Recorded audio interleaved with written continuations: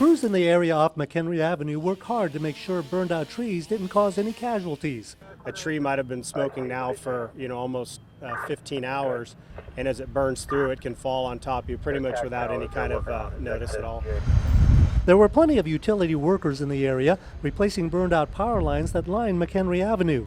An army of linemen worked to make sure damaged lines didn't cause more problems. Modesto Irrigation District crews checked homes to make sure they could get the power turned back on.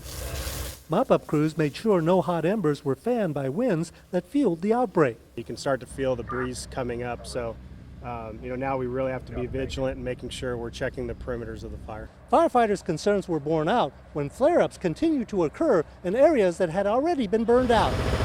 Although the fire was contained, firefighters chased hot spots during the day to prevent flames and embers from jumping outside the perimeter. 5 structures were destroyed by the fire, only one of them inhabited.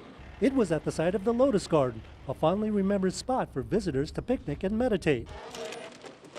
The entrance to the center collapsed in a heap of fiery ash when the fire raced through. Turned around and looked back towards the river. It was just a solid wall of smoke. Roy McLean lived on the property as a tenant with his mother and daughter.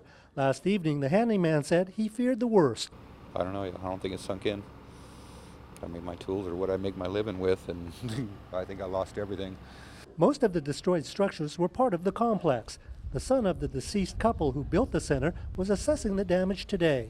He said he was too overwhelmed to speak on camera, but told us it was sad to lose a community asset and a legacy of his parents. Firefighters saved a dozen other homes in harm's way. Burn marks a testament to how lucky they were. Near Escalon, Lonnie Wong, Fox 40 News. This is something growers and ranchers haven't seen in several years. Farmland and grazing pastures with too much water to absorb. During severe winters, Highway 16 is susceptible to mud and rock slides, and today's storm made the highway impassable. In several places, rocks weighing hundreds of pounds fell from the cliffs above, blocking the roadway. It's no wonder that Highway 16 on the western side of the valley is closed for the duration of the storm. You wouldn't want something like this falling on you or your car. Debris continued to fall from the cliffs every few minutes, making it dangerous for maintenance crews to clear the road while it was still raining. This tree fell across the road, forcing us to drive north through numerous rock falls. This massive mudslide that covered the road was the primary reason Highway 16 was closed. It wasn't the smartest thing we've done to push our way through. The highway follows the Cache Creek watershed, which had gone down to a trickle for the past few years. What a difference one rainstorm made. Vegetation that had grown in during the drought was being pounded by tons of water from Clear Lake. For the past few years, you could practically walk across the creek in and around the Capay Valley. Now it's dangerous to get anywhere near the water. But the sudden surplus of water in the creek was a godsend to local ranchers. This is a blessing because now they're going to have plenty of water and plenty of feed. They've been waiting for this for a long, long time. Interstate 5 in Shasta County was partially flooded, and in Colusa County, water running up near the interstate was a common sight. There were hazards on back roads too. In flat areas of Colusa County, water ran across roadways. Greg Gallup debated whether to start his trip from Nevada City through the valley on Highway 20. The highway was closed outside Williams due to flooding, leaving him on the roadway to wait out the storm. Well, apprehensive about getting on the road knowing the storm was on the way? Oh yeah. We were. It took us a while to figure out whether we were going to go or not. So. But you thought you'd take a chance? Yeah, I would take a chance. What the heck? Didn't work out. Shelves of candy, but not the everyday kind. Tasty treats labeled with unsavory names, from urine to blood. But one piece of candy stands out. Things like this shouldn't be in a candy store in the first place. Naomi Lopez is talking about the candy called liquid weed. Not what's inside. That's the concern. It's only sugar, but for this mom, that isn't the problem. The concern was the label. Lopez's son bought liquid weed from Candy Heaven in Old Sacramento.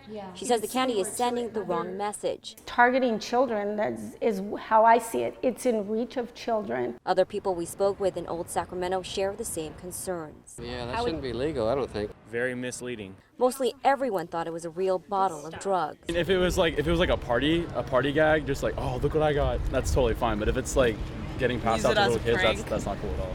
We called the number printed on the candy. The operator would only tell us that they just distribute the candy. We also went inside to buy the product ourselves. We spoke to the owner of Candy Heaven. He did not want to speak with us on camera, but he did say that this candy right here, liquid weed, is just that. It's just candy. But for Lopez, that's not good enough. She believes her son could have got into trouble if he had brought the candy to school. She wants the store or the manufacturers to take action. I want the label taken off. I want it relabeled in a different way. In Sacramento, Kay Seed, Fox 40 News. It's not much, but it's shelter for the homeless. Pallets, mattresses, sheets thrown together to make 4 walls.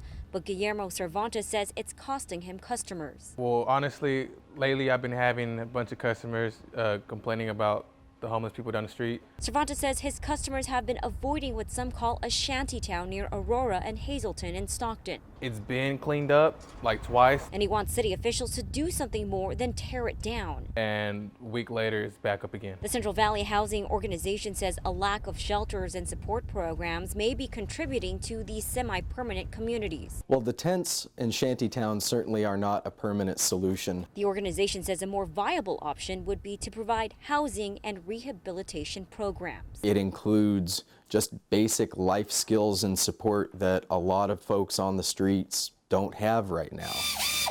Cervantes is hoping for a more lasting solution so that he can get business back up and running. They feel unsafe, like the car is unsafe, like they're going to get broken into.